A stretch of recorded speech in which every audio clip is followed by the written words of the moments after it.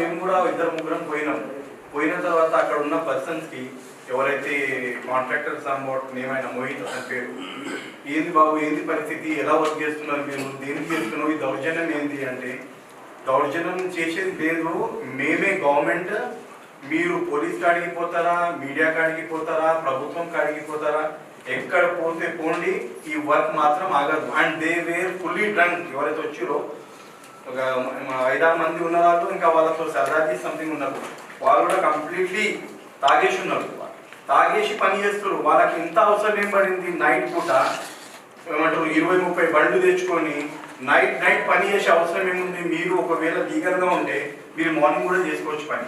మనం స్టే తెచ్చిన తర్వాత వాళ్ళకి నైటే చేయడం ఏం అవసరం? అంత వర్షంలా ఘోరమైన వర్షం పడుతుంది, ఆడ రోడ్ మీద నడిచే ఒక మనిషి లేడు. అలాంటిది కాంట్రాక్టర్ 20-30 బండ్లు తెప్పించుకొని ఇంకా 20-30 గుండాలను తెప్పించుకొని ఆడ పని చేయడం అవసరం ఏముందని మీ మీడియా ద్వారా అడుగుతున్నాను.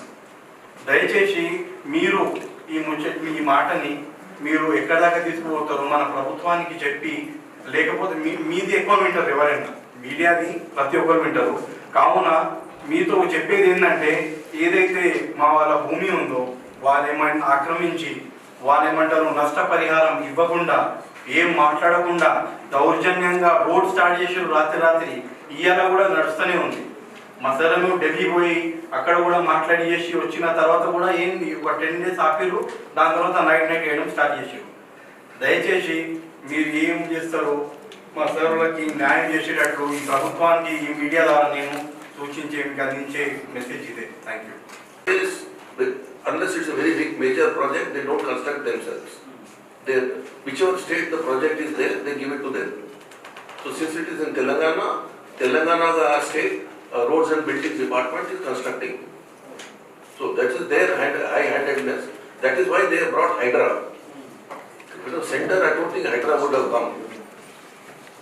The issue is,